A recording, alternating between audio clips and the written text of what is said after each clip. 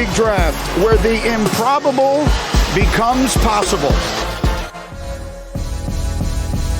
Good morning. Welcome into First Take on this Feel Good Friday. Stephen A. Smith, Max Kellerman, I'm Molly Karam Rose. Guys, round one is in the books. We got all that good reaction today. Hope you guys were able to get some sleep because we got a lot to discuss. Stephen A. A little bit. I was amped. Yeah, right. Stephen A., you mentioned it. A lot of juicy quarterback news, but your boy Aaron Rodgers kind of hijacking the draft. We'll get to that in a hot second. But first, the quarterback draftees, the Niners pulling the okey doke, traded up to the 3 spot to get Trey Lance, not Mac Jones.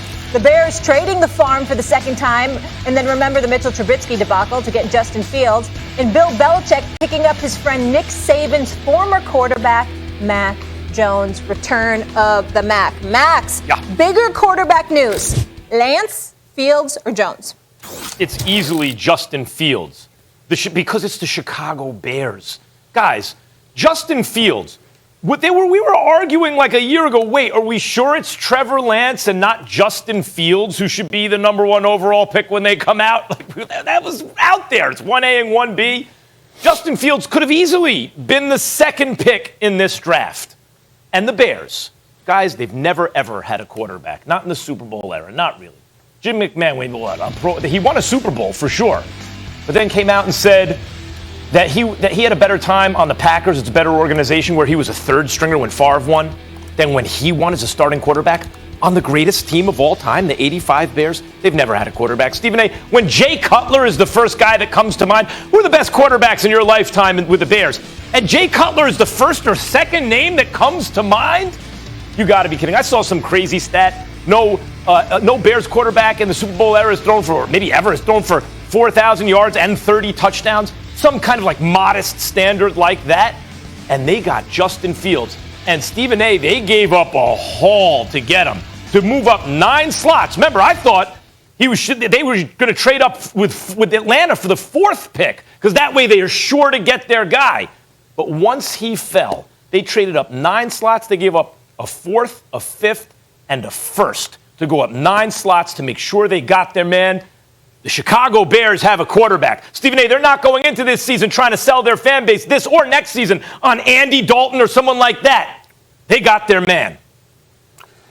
Listen, I'm not trying to knock anything about Justin Fields. I think he's terrific. Me personally, I had him as a top 2 quarterback in the NFL draft, and I know how big time he is, and I understand what you're saying, but that's nostalgia you're talking about. That's the history and the tradition of the Chicago Bears and what have you, and they've never had an elite quarterback per se, even when they won the Super Bowl in '85, doing it, just with Walter Payton and those words, "We are the Bears, the shuffling crew." You remember that song and all of this other stuff. I mean, remember all of that. Yeah, all of that other stuff. But here's what the bottom line is: Refrigerator Perry and Walter Payton, all of this other stuff.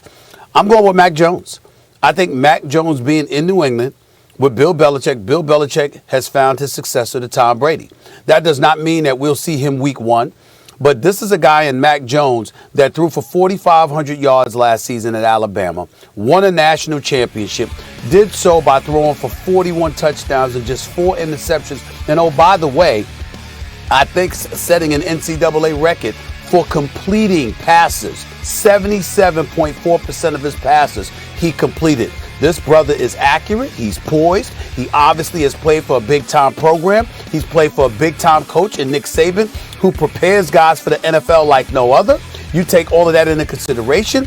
You look at what Devontae Smith came on this very show and said just the other day about Mac Jones. He not only knows his job, he knows what everyone else is supposed to be doing, okay? And more importantly, he's a leader who makes sure he holds people accountable, that you have to do your job. So understand that's basically an extension of the coach, because that's what Nick Saban is most known for outside of winning, of course.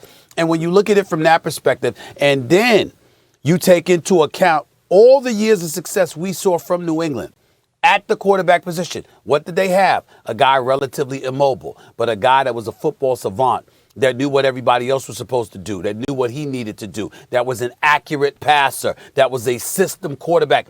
Bill Belichick, Josh McDaniel is still there. When you look at somebody, if you had to look at one quarterback in this draft that was similar in style and similar in terms of what the kind of things that Tom Brady brought to the table and what we anticipate this guy will be able to bring to the table. He was that one guy, and I think that he landed in the perfect spot. And we're talking about the New England Patriots. I don't give a damn about the Bears tradition. I give a damn about the recent history of the New England Patriots over the last 20 years. Not just Bill the Belichick tradition. And Josh McDaniel is still there.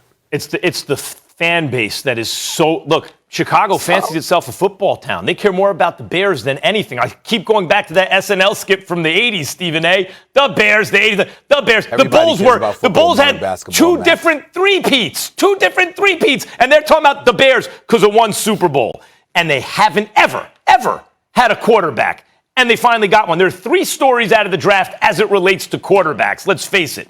First was the Trey Lance surprise. I actually think that's a bigger story than Mac Jones falling to Bill Belichick. The real story with Mac Jones is Belichick didn't have to trade up to get him. He fell to Belichick, and everyone goes, of course, Belichick gets his guy, doesn't even have to move up. But I think Trey Lance is the second biggest story to Justin Fields, for a variety of reasons, that the Niners take that guy over the guy everyone said. Was that a smokescreen the whole time? Is there something going on with Green Bay? Because they think, who knows? But that's a huge story. We'll get to that later. Justin Fields, the guy who you just said was the second best quarterback in the draft, to Trevor Lawrence, the guy who was as ballyhooed as anyone coming out of high school, except for maybe Trevor Lawrence. 1A to Trevor Lawrence's 1 this whole time. And he has a chip on his shoulder. Like, this guy's going to come and saying, oh, really? Mm-hmm. I fell out of the top 10? Oh, it is on, and Chicago Bears fans right now are happier than any fan base. Do I get to respond to that drivel? Because you keep bringing up the quarterback who you forget who's coaching him.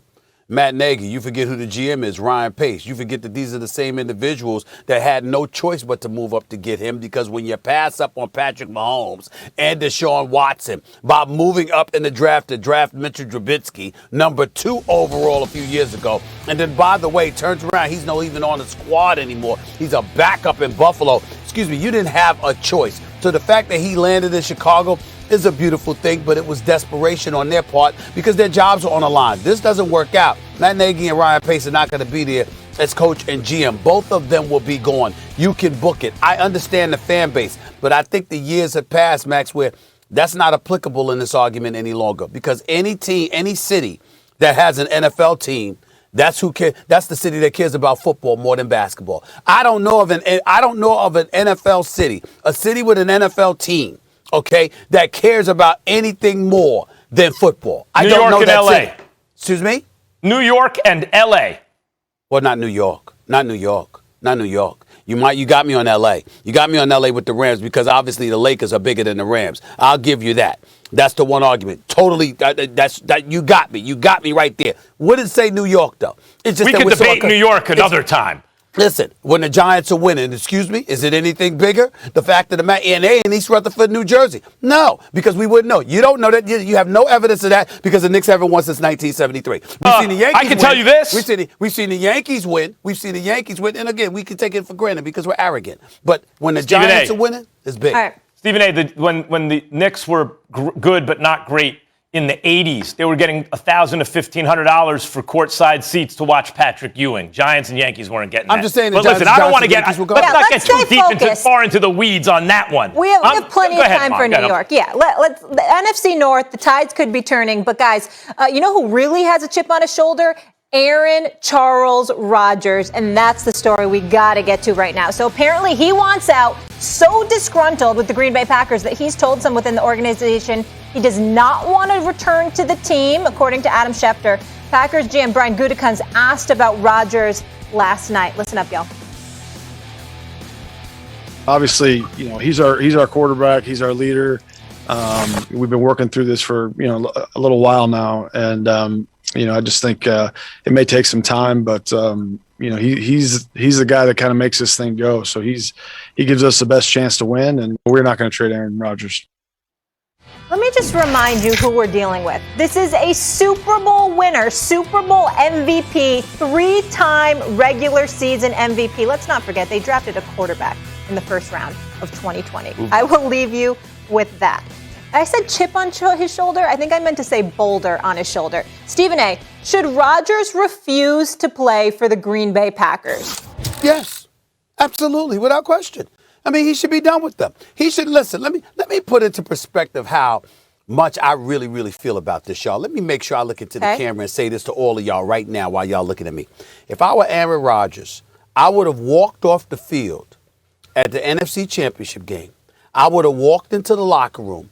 I would have shook my teammates' hands, and I would have said goodbye. And I never would have spoken to the Green Bay Packers again, if I could pull that off. You understand what I'm saying? Mm-hmm. This is Aaron Rodgers. When you took the ball, that was the final straw. Now, I've said it on many occasions.